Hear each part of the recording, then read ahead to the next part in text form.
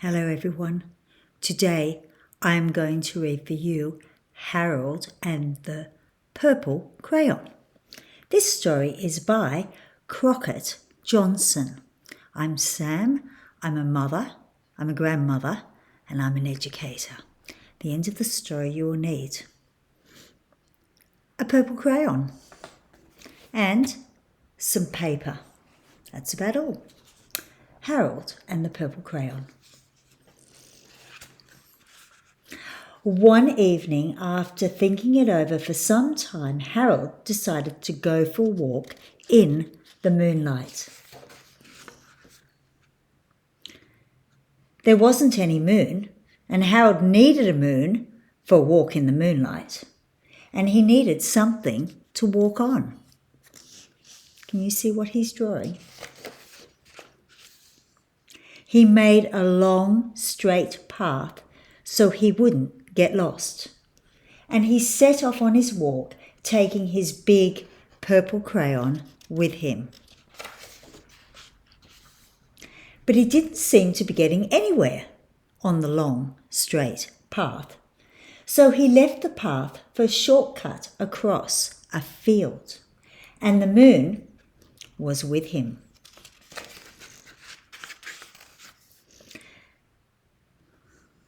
The shortcut led right to where Harold thought a forest ought to be.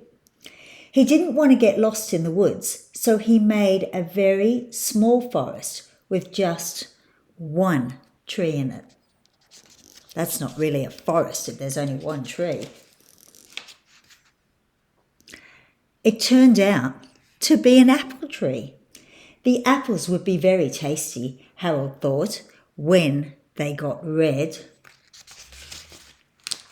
So he put a frightening dragon under the tree to guard the apples. It was a terribly frightening dragon. Look at the teeth. I'd be scared. It even frightened Harold. He backed away. His hand holding the purple crayon shook. Suddenly, he realised what was happening. But by then, Harold was over his head in an ocean. When his hand shook, he must have drawn the waves in the ocean. Uh-oh, I hope he can swim. He came up thinking fast, and in no time he was climbing aboard a trim little boat. He quickly set sail, and the moon sailed along with him. After he had sailed long enough, Harold made land without much trouble. He stepped ashore on the beach, wondering where he was.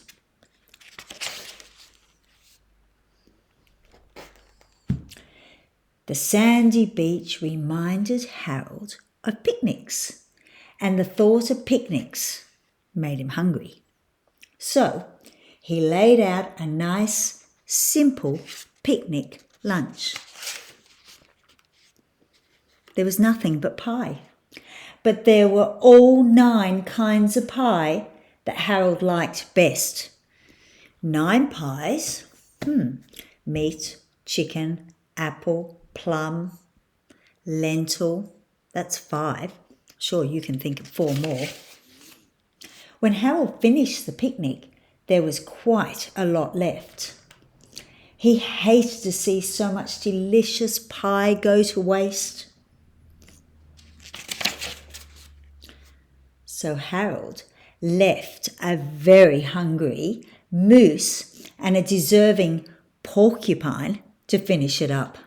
Look at the little porcupine. And off he went, looking for a hill to climb to see where he was.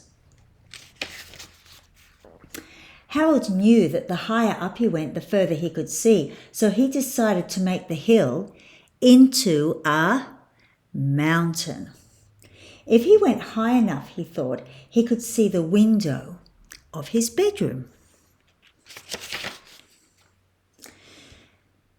He was tired and he felt he ought to be getting to bed. He hoped he could see the bedroom window from the top of the mountain. Look how high he is. But as he looked down over the other side, he slipped. And there wasn't any other side of the mountain. He was falling in thin air. But luckily, he kept his wits and his purple crayon. He made a balloon and he grabbed onto it. And he made a basket under the balloon big enough to stand in. He had a fine view from the balloon, but he couldn't see his window. He couldn't even see a house. So he made a house with windows, and he landed the balloon on the grass in the front yard. None of the windows was his window. He tried to think where his window ought to be. He made some more windows.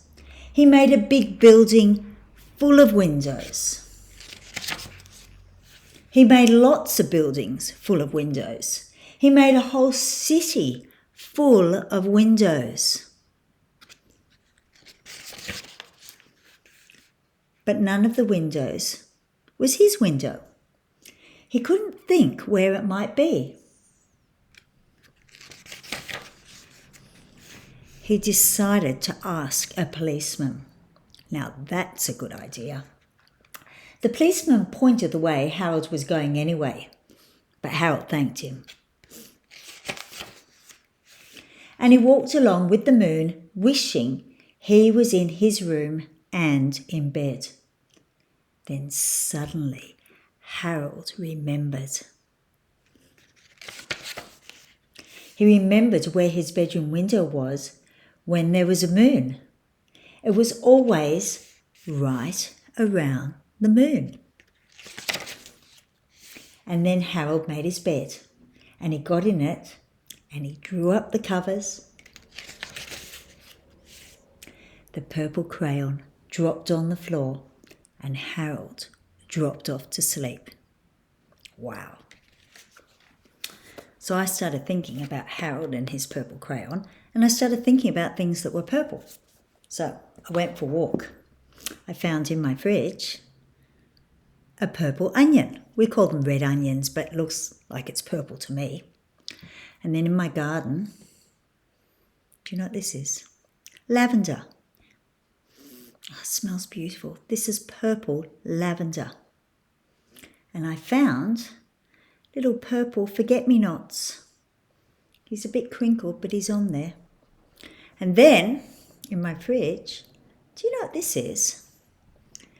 This is a fig. It's a purple fig. Have you looked inside a fig?